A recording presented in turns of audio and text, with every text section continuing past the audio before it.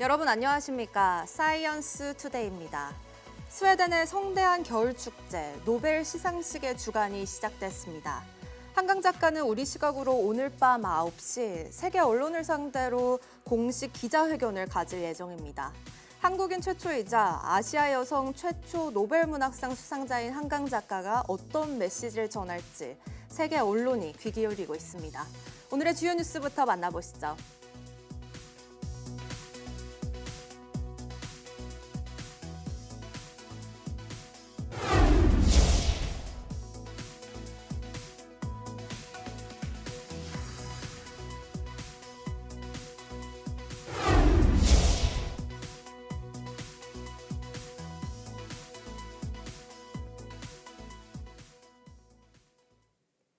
오늘 새벽까지 서울 등 서쪽 지방 곳곳에 눈비가 내렸다가 그쳤습니다.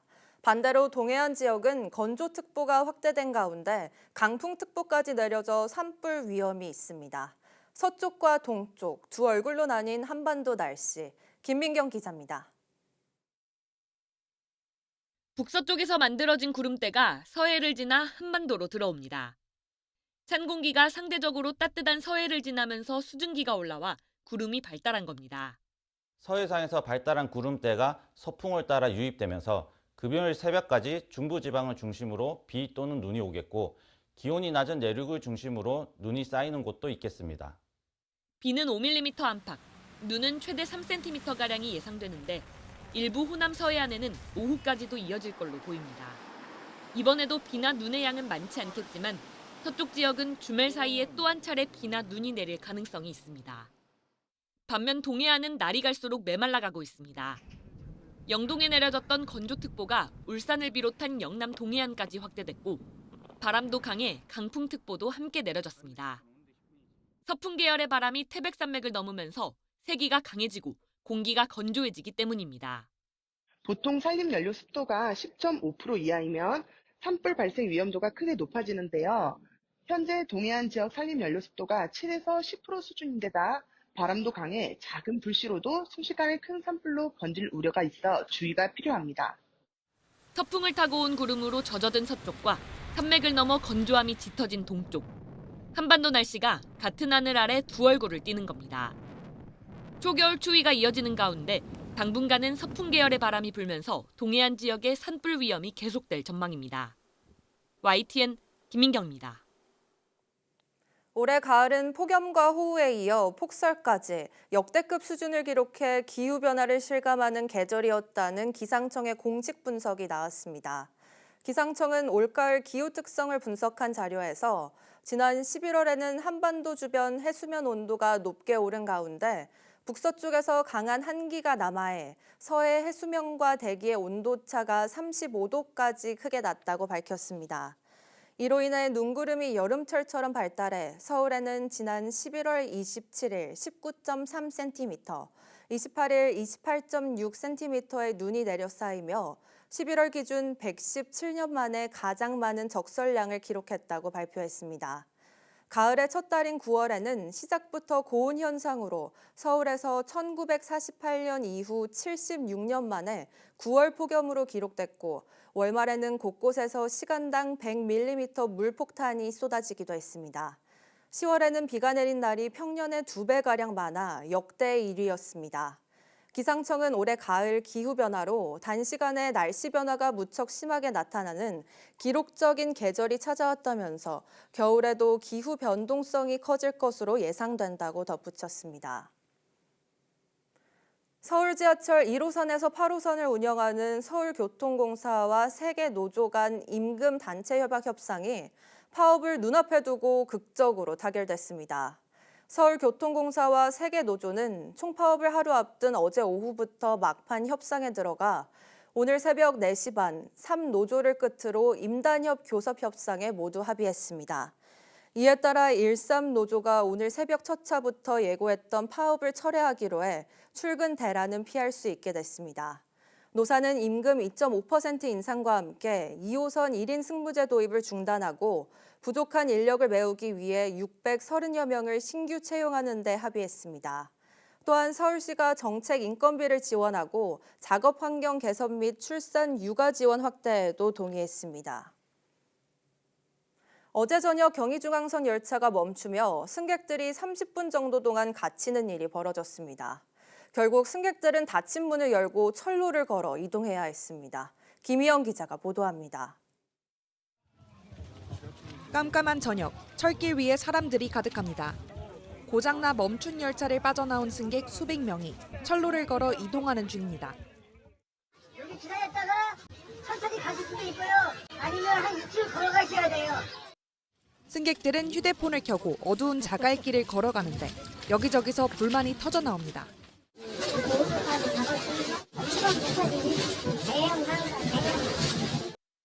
저녁 7시 20분쯤 경의중앙선 덕소행 열차가 회기역과 중랑역 사이에서 멈춰섰습니다. 열차 안에는 사람이 가득했고 승객들의 항의가 이어졌습니다. 열차가 움직일 수 없습니다.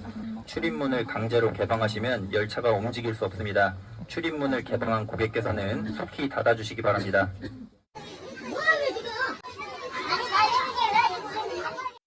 결국 승객들은 30분 정도 만에 소방대원 등의 안내를 받아 열차에서 내릴 수 있었습니다. 소방은 전류 관련 문제로 열차가 멈춘 것으로 보고 정확한 원인을 파악하고 있습니다. 이 사고 여파로 회기역을 지나는 무궁화호 열차까지 운행이 한때 중단되며 승객들이 큰 불편을 겪어야 했습니다. 열차는 1시간 40분 동안 멈춰섰는데 코레일 측은 경의중앙선 열차의 영향으로 무궁화호와 ITX 열차 등 다른 열차도 지연됐다며 밤 9시쯤 열차 운행이 모두 정상화됐다고 설명했습니다. YTN 김희영입니다. 멈춰선 경의중앙선 열차에 갇힌 승객들은 문도 열지 못한 채 빽빽한 열차 안에서 갑갑함을 호소했습니다. 수십 명이 호흡곤란과 어지럼증을 호소했고 일부는 병원으로 이송됐습니다. 배민혁 기자가 보도합니다. 사고 당시 경의중앙선 열차에는 1,200명이 타고 있었습니다. 저녁 7시 20분쯤 퇴근 시간인데다 철도 파업의 여파로 운행이 지연되면서 객차 안에는 움직이기 힘들 정도로 승객들이 빽빽한 상태였습니다. 승객들은 멈춰선 열차의 문도 열지 못하자 답답함을 호소했습니다. 아니, 이거 보세요. 본인이 여기 들어와서 1시간 있어봐. 뭘 문을 닫으면 어떻게 하는 거야? 사람이 죽어가는데 다 내리게 해야지 그러면. 너무 숨이 있고 아파가 진짜 그런 경험처럼 숨이 안 쉬어지게 하니까 막 오시는 분들도 없고. 특히 임신부나 노약자들은 위험에 노출됐습니다. 숨을 못 쉬니까 이제 임산부나 노약자분들은 쓰러지시더라고요. 결국 30분 정도 만에 열차에서 빠져나갈 수가 있게 됐는데 수십 명이 호흡곤란과 어지럼증을 호소했고 일부는 병원으로 이송됐습니다. 내부 인원이 많기 때문에 답답증을 많이 환풍기도 가동을 안 하고 그래서 답답증을 호소하고 그 상태에서 이제 119로 신고한 걸로 알고 있습니다. 다행히 생명에 지장이 있는 경우는 없었습니다. 하지만 퇴근길 승객들은 수십 분 동안 갑갑한 객차 안에서 공포를 느껴야 했습니다. YTN 배민혁입니다.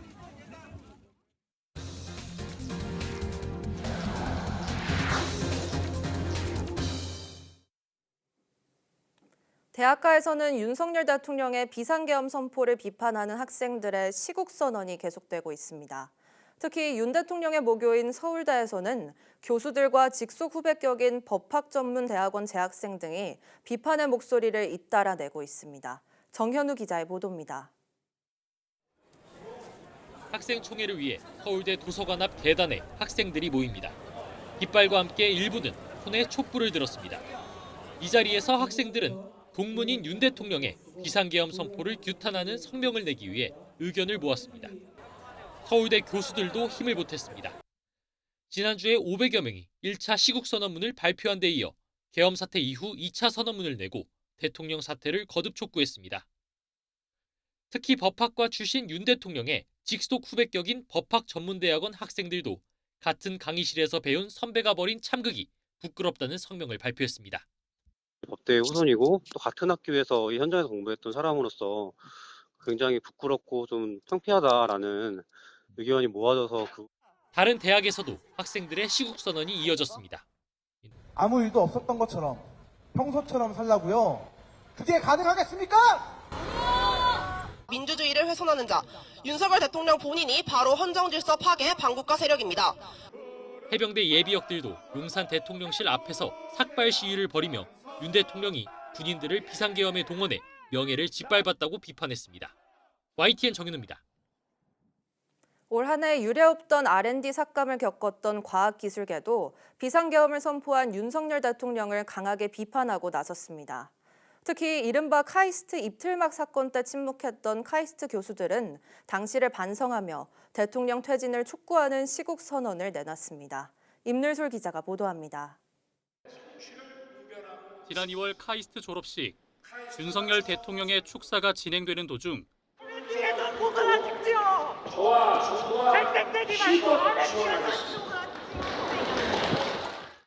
한 석사 졸업생이 정부의 일방적인 R&D 예산 삭감에 항의하며 목소리를 높였습니다. 경호원들이 순식간에 졸업생의 입을 막고 사지를 들어 끌고 나갔습니다. 이른바 카이스트 입틀막 사건입니다. 당시 카이스트 졸업생들은 사건에 대한 유감을 표명하며 교수들에게도 입장문 발표를 요구했지만 과반 동의를 얻지 못해 무산됐습니다. 10개월 후인 지난 5일 카이스트 교수들은 당시를 반성하며 비상계엄을 선포한 윤석열 대통령의 사퇴를 촉구하는 시국 선언을 발표했습니다. 과학자의 진리 탐구와 민주시민의 정의 추구가 본질적으로 다르지 않다며 윤 대통령의 위헌적인 행동으로 오랜 세월 쌓아올린 국가 자긍심이 나락으로 떨어졌다고 강하게 비판했습니다. 과학기술계 노조들도 대통령의 하야와 탄핵을 촉구하는 입장을 속속 밝혔습니다. 공공연구노조는 일방적인 R&D 예산 삭감과 의료 대란을 일으킨 데서 나아가 이제는 국민의 삶까지 불안으로 몰고 갔다고 지적했습니다. 과기연구노조 역시 이번 비상계엄이 친위 쿠데타라며 민주주의를 지키고 과학기술의 미래를 위해 함께하자고 나섰습니다. 연구개발기 삭감으로 분노가 응축되었던 과학기술 노동자들이 비상계엄이 폭거해 울분이 폭발하고 있습니다. 과학기술과 나라의 미래를 위해 윤석열 정권 퇴진의 대열에 과학기술 노동자들도 함께할 것입니다. 과학계 노조들은 성명 발표에 그치지 않고 퇴진 운동을 적극적으로 이어갈 계획입니다. YTN 사이언스 임늘솔입니다. 유상임 과학기술정보통신부 장관이 지난 3일에 열린 비상계엄 전 국무회의에 참석하지 못했다고 밝혔습니다. 유 장관은 어제 과학기술정보통신부 기자단에 이같이 전하고 새벽 2시 30분쯤 연락이 와서 용산 대통령실에 들어가 계엄 해제 회의에는 참석했으며 해제에 적극적으로 의견을 개진했다고 설명했습니다. 이어 현 정부 국무위원으로서 현재 상황에 책임 있게 행동해야 한다고 생각한다면서 국정 공백이 없도록 소임을 다하겠다고 덧붙였습니다. 유 장관은 지난 4일 한덕수 총리 주재 국무회의에서 국무위원 전원이 사퇴 의사를 밝힌 이후 과기부 간부회의를 소집해 국정 공백이 없도록 전 직원이 맡은 직무에 최선을 다해달라고 당부한 것으로 전해졌습니다. 전공의를 처단하겠다는 계엄 포고령에 쑥대밭이 된 의료계가 윤석열 대통령의 하야를 촉구하고 나섰습니다. 계엄 사태 여파로 의료단체가 참여를 중단하면서 대통령 직속 의료개혁특별위원회도 파행을 빚었습니다. 권민석 기자의 보도입니다. 의료계 최대 단체인 대한의사협회는 복귀하지 않는 의료인을 처단한다는 계엄 포고령을 망상에 기초한 생각이라고 비난했습니다. 전공의 수련은 의무가 아니고 그만둔 전공의도 다른 의료기관에 취직했는데 난데없이 체제 전복 세력으로 취급했던 겁니다. 이번 사태를 계엄 농단으로 규정하며 윤석열 대통령이 스스로 물러나야 한다고 주장했습니다.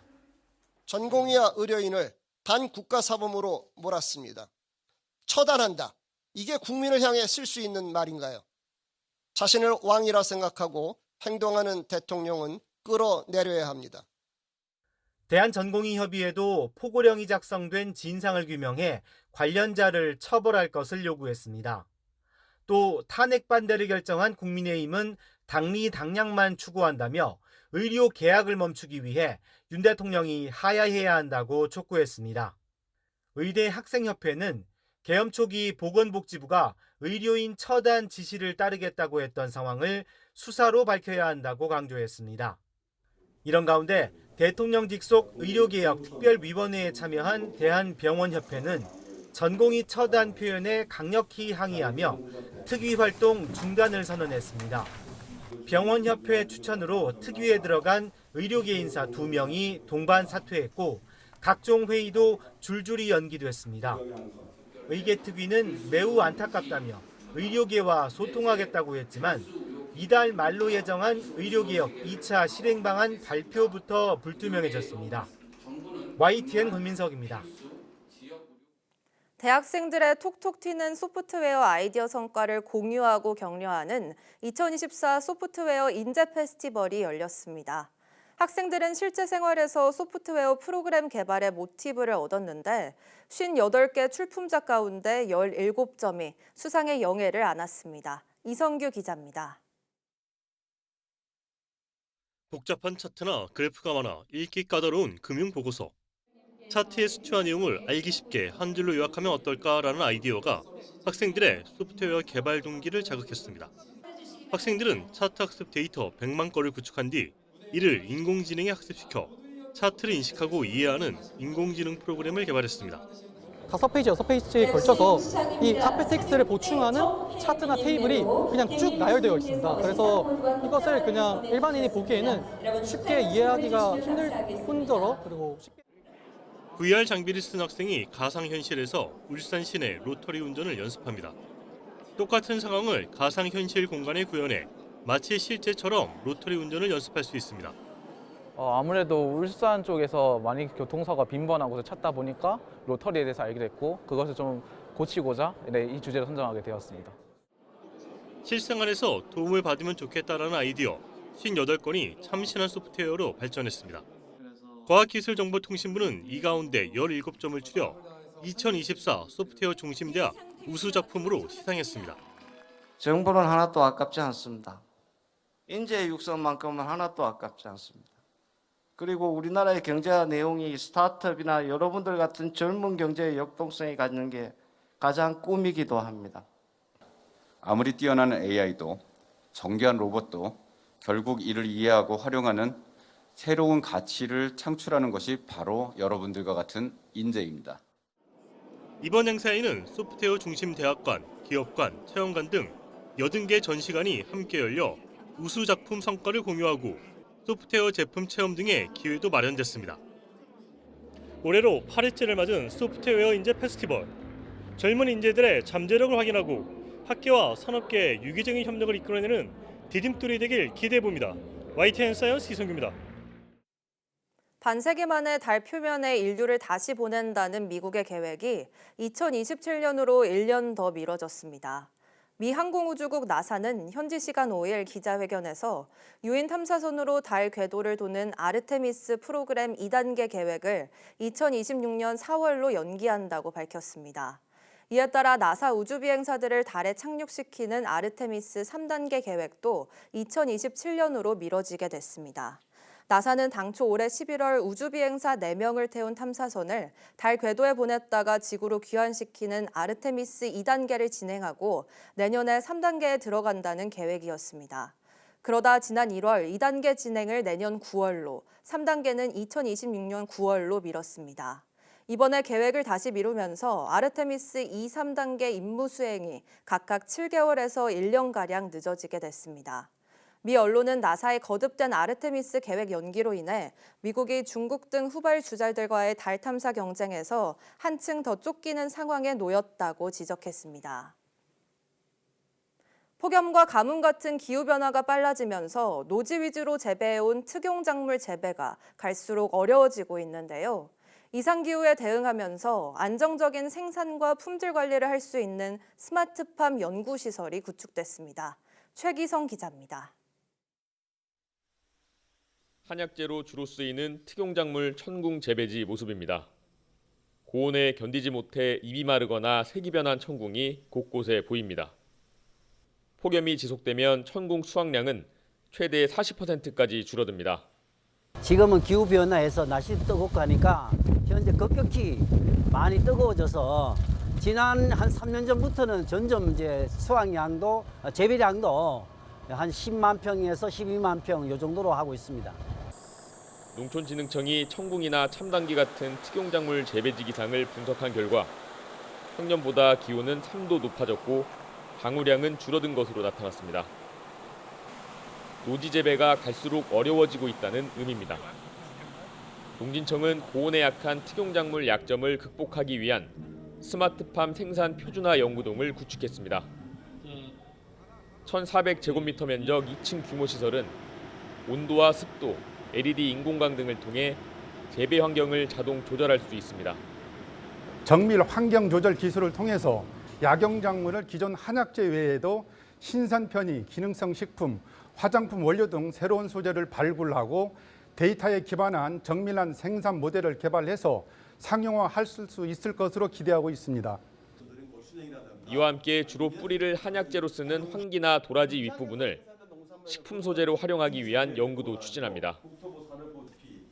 농진청은 스마트팜 기술로 품질 균일화를 실현하면 국내 특용작물 산업 경쟁력을 높일 것으로 기대하고 있습니다. YTN 최기성입니다. 요즘 농업의 대세라고 할 수 있는 한국형 스마트팜의 해외 진출이 계속되고 있는데요. 이번엔 호주로 갔습니다. 오점곤 기자가 취재했습니다. 2032년 올림픽 개최를 앞두고 호텔 등 각종 시설 공사가 본격적으로 시작된 호주에서 세 번째로 큰 도시 브리즈번. 우리나라 기업이 설치한 한국형 스마트팜은 이 브리즈번 바로 옆 골드코스트 지역에 있습니다. 지난 2023년 5월에 착공해서 지난 9월 준공했는데 현재는 시범 운영 단계입니다. 네, 지금 호주는 한여름이라서 바깥 온도는 30도가 훨씬 넘는데요. 온도를 낮게 맞춘 이 스마트팜 안에서는 오크리프 등 샐러드용 채소 4종류가 아주 잘 자라고 있습니다. 이 스마트팜의 핵심 기술은 MGS, 즉 자동 제어 시스템입니다. 작물이 성장함에 따라서 간격을 자동으로 넓혀가면서 효율적인 공간을 확보하는 건데 온도, 습도 등도 자동 조절됩니다. MGS는 모바일 거터 시스템의 약자입니다. 작물을 정식해서 수확할 때까지 전자동 시스템을 얘기하고 있습니다. 이 시범 스마트팜에서 키운 채소를 본격적으로 판매하는 것은 내년 초부터 가능할 것으로 전망되고 있습니다. 시범 사업이 자리를 잡으면서 바로 근처에 현재 2배 규모의 추가 스마트팜 설치를 위한 MOU가 체결되기도 했습니다.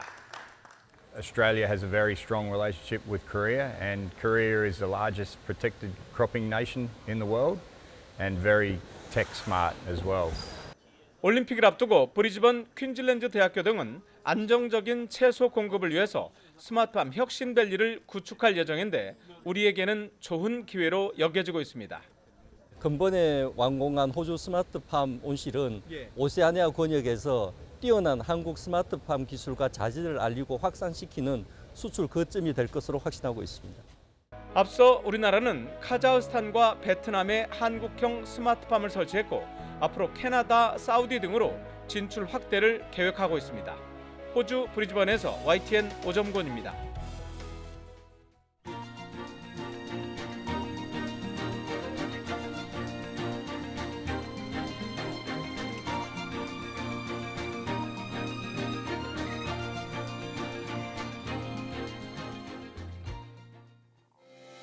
(12월 6일) 오전 사이언스 투데이 마칩니다. 오후 뉴스도 많은 시청 바랍니다. 시청해주신 여러분 고맙습니다.